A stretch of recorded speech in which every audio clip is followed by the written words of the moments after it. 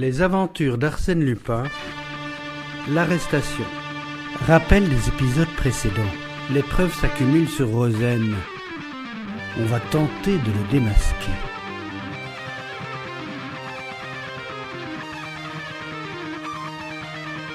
Une heure plus tard, une circulaire manuscrite passait de main en main parmi les employés du bord, les matelots, les voyageurs de toute classe.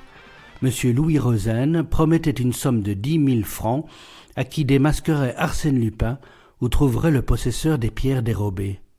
« Et si personne ne me vient en aide contre ce bandit, déclara Rosen au commandant, moi, je lui ferai son affaire. » Rosen contre Arsène Lupin.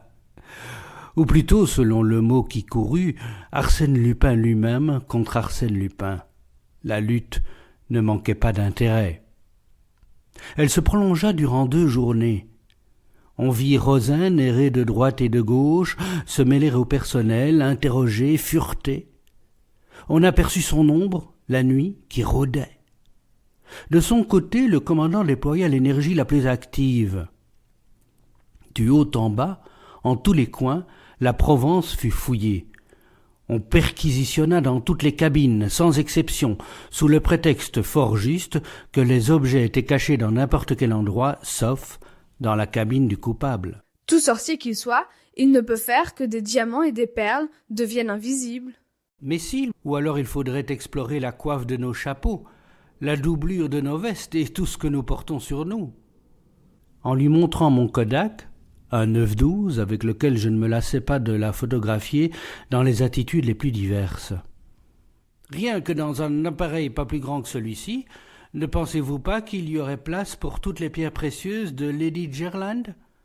On affecte de prendre des vues et le tour est joué. Mais cependant, j'ai entendu dire qu'il n'y a point de voleur qui ne laisse derrière lui un indice quelconque. Il y en a un, Arsène Lupin. Pourquoi ? Pourquoi ? Parce qu'il ne pense pas seulement au vol qu'il commet, mais à toutes les circonstances qui pourraient le dénoncer. Au début, vous étiez plus confiant. Mais depuis, je l'ai vu à l'œuvre. Et alors, selon vous ? Selon moi, on perd son temps. Et de fait, les investigations ne donnaient aucun résultat, ou du moins, celui qu'elles donnèrent ne correspondait pas à l'effort général. La montre du commandant lui fut volée. Furieux, il redoubla d'ardeur et surveilla de plus près encore Rosen avec qui il avait eu plusieurs entrevues. Le lendemain, ironie charmante, on retrouvait la montre parmi les faux cols du commandant en second. Tout cela avait un air de prodige et dénonçait bien la manière humoristique d'Arsène Lupin, cambrioleur soit, mais dilettante aussi. Il travaillait par goût et par vocation, certes, mais par amusement aussi.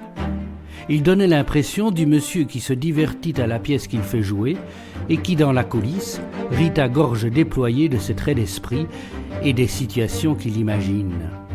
Décidément, c'était un artiste en son genre, et quand j'observais Rosen, sombre et opiniâtre, et que je songeais au double rôle que tenait sans doute ce curieux personnage, je ne pouvais en parler sans une certaine admiration. Or, l'avant-dernière nuit, l'officier de quart entendit des gémissements à l'endroit le plus obscur du pont. Il s'approcha. Un homme était étendu, la tête enveloppée dans une écharpe grise très épaisse, les poignets ficelés à l'aide d'une fine cordelette. On le délivra de ses liens. On le releva, des soins lui furent prodigués. Cet homme, c'était Rosen. C'était Rosen assailli au cours d'une de ses expéditions, terrassé et dépouillé. Une carte de visite fixée par une épingle à son vêtement portait ces mots « Arsène Lupin accepte avec reconnaissance les 10 000 francs de M. Rosen ».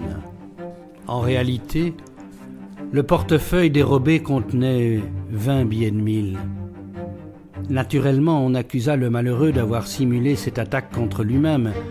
Mais outre qu'il lui ait été impossible de se lier de cette façon, il fut établi que l'écriture de la carte différait absolument de l'écriture de Rosen et ressemblait au contraire, à s'y méprendre, à celle d'Arsène Lupin, telle que la reproduisait un ancien journal trouvé à bord. Ainsi donc, Rozaine n'était plus Arsène Lupin. Rozaine était Rozaine, fils d'un négociant de Bordeaux. Et la présence d'Arsène Lupin s'affirmait une fois de plus, et par quel acte redoutable. Ce fut la terreur. On n'osa plus rester seul dans sa cabine, et pas davantage s'aventurer seul aux endroits trop écartés. Prudemment, on se groupait entre gens sûrs les uns des autres, et encore, une méfiance instinctive divisait les plus intimes. C'est que la menace ne provenait pas d'un individu isolé, et par là même moins dangereux. Arsène Lupin, maintenant, c'était tout le monde. Notre imagination surexcitée lui attribuait un pouvoir miraculeux et illimité. On le supposait capable de prendre les déguisements les plus inattendus, d'être tour à tour le respectable major Rawson, ou le noble marquis de Roverdane, ou même, car on ne s'arrêtait plus à l'initiale accusatrice, ou même telle ou telle personne connue de tous ayant femme, enfant, domestique. Les premières dépêches sans fil n'apportèrent aucune nouvelle. Du moins, le commandant ne nous en fit point part, et un tel silence n'était pas pour nous rassurer. Aussi, le dernier jour parut-il interminable. On vivait dans l'attente anxieuse d'un malheur. Cette fois, ce ne serait plus un vol, ce ne serait plus une simple agression, ce serait le crime, le meurtre. On n'admettait pas qu'Arsène Lupin s'en tint à ces deux larcins insignifiants. Maître absolu du navire, les autorités réduites à l'impuissance, il n'avait qu'à vouloir, tout lui était permis, il disposait des biens et des existences.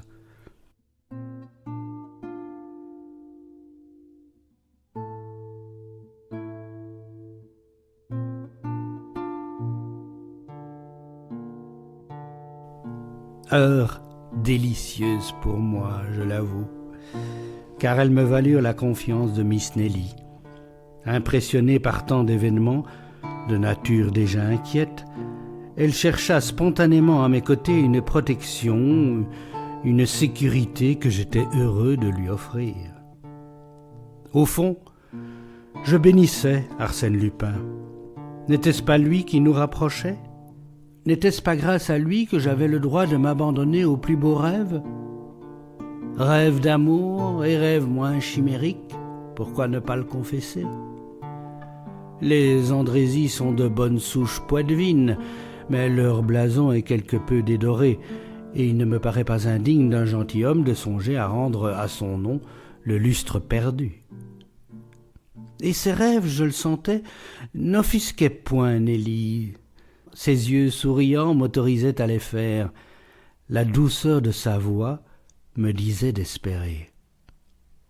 Et jusqu'au dernier moment, accoudés au bastingage, nous restâmes l'un près de l'autre, tandis que la ligne des côtes américaines voguait au-devant de nous.